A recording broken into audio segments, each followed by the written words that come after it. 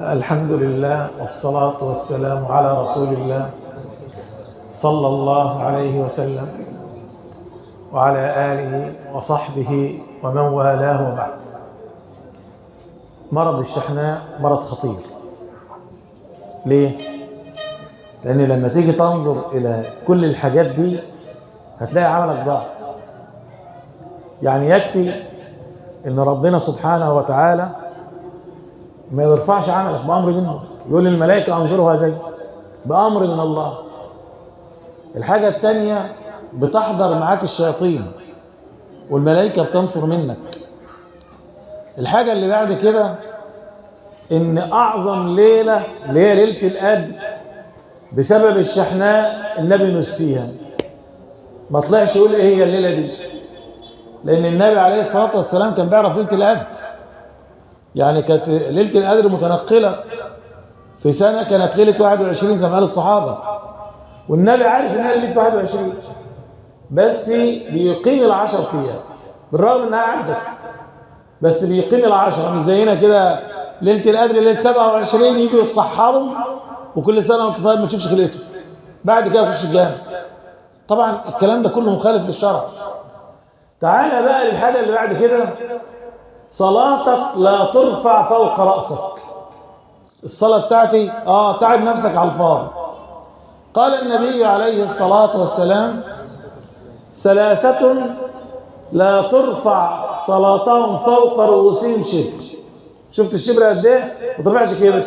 ليه؟ من هم دول يا رسول الله؟ قال: من أمن قوما وهم له كارهون، وامرأة باتت وزوجها عليها ساخط، وأخوان متصارمان. يعني ايه؟ أول واحد إمام الناس كرهاه، مش هو متبع السنة، لا ده مخالف وبيخش غصب عن الناس أو غصب عن عين الإمام. لا يجوز شرعا ما دام هناك إمام إن حد يتقدم عليه إلا بإذنه.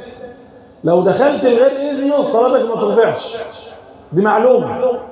الحاجة الثانية المرأة اللي تقول له جوزها روح اخبط راسك في الحيط أنا مش سائلة فيك، دي المرأة ده هي صلاتها ما تطلعش زي ما قال النبي عليه الصلاة والسلام. الثالث أخوان متصارمان يعني متخاصمان. شوف بقى أنت مخاصم مين؟ خلاص دي أول واحدة. الحاجة اللي بعد كده سوء الخاتمة، آخرتك والعياذ بالله سود، مفيش حسن خاتمة. في ناس حسن الخاتمة موجود، تلاقيه ميت وهو ساجد، ميت وهو بيضحك، ميت على طاعة. وفي ناس العكس. ولذلك النبي عليه الصلاة والسلام قال: من هجر أخيه فوق 3 ليال ثم مات أدخله الله النار. حديث صحيح ابن الألباني. 3 أيام ومات وهو بخصمه، النبي قال أدخله الله النار. طيب ده احنا ما شاء الله المرض ده خطير عشان معظمنا مخاصم، مش ماشي كويس، لا ده مخاصم ده ومخاصم دي ومخاصم ده وقرايبه واصحابه. طيب انت تعمل ايه بدي؟ يبقى انت كده بتعرض نفسك لسوء الخاتمه. اللي بعد كده انت عاصي للنبي عليه الصلاه والسلام. لما اكون عاصي للنبي، النبي هيتشفع لك يوم القيامه؟ هيعرفك يوم القيامه وانت عاصي له؟ طبعا لا. ولذلك النبي عليه الصلاه والسلام قال: لا يحل لمسلم أن يهجر أخيه فوق 3 ليال فيعرض هذا ويعرض هذا وخيرهما الذي يبدأ بالسلام. يعني إيه؟ قال لك اشمعنى ال3 أيام زي ما قال أهل العلم؟ قال لك الفطرة السليمة إن أعصاب الواحد بعد ال3 أيام تهدى، لكن قبل كده بأعصابه مشدودة. تقول له يقول لك لا والله ما أنا مكلمه، والله ما أنا سائل فيه، بس بعد ال3 أيام تلاقيه هدي. طيب واحد يقول لك طب أنا أعمل إيه؟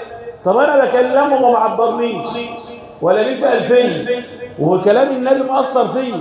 أقول لك خد بالك زي ما قال أهل العلم، النبي قال: فيعرض هذا ويعرض هذا وخيرهم الذي يبدأ بالسلام. أنت رحت قلت له السلام عليكم أو كلمته، هو أعرض عنك، أنت بتخرج من الحديث وهو اللي يبقى فيه، لأنك أنت عرضت الصلح. هتعمل إيه؟ هتذل نفسك؟ لا مش هتذل نفسك. أنا جيت أكلمك وأنت ما رضيتش إيه؟ تكلمني. انا خرجت من الحديث وانت اللي بقيت فيه، زي ما قال النبي عليه الصلاة والسلام. الحاجة اللي بعد كده ان هو ده الشحناء دي بتعرضك للغيبة والنميمة. يعني ايه الغيبة والنميمة؟ ما هو انت مخاصم وزعلان منه، لما تقعد في اي حتة هتتكلم عليه كلام بالباطل وتقعد تغتاب وتقول فيه كلام وتزيد وتعيد، يبقى انت كده ارتكبت حرمة من الحرمات، لان النبي قال عن كده في الحديث: كل المسلم على المسلم حرام، دمه وماله وعرضه. وربنا قال النبي قال: كونوا عباد الله اخوانا. انت بقيت اعداء مش اخوان. يبقى بالتالي الشحناء دي بتوديك في داهيه والعياذ بالله. يبقى لازم ترجع لكلام النبي عليه الصلاه والسلام. ولذلك اهل العلم قالوا حاجه، قال لك ايه؟ قال لك ايه هي اسباب الشحناء دي؟ هذا ما نقوله في اللقاء القادم ان شاء الله. وصلى اللهم على نبينا محمد وعلى اله وصحبه وسلم. شد عم الشيخ، وقفنا على حته حساسه كده كل يوم.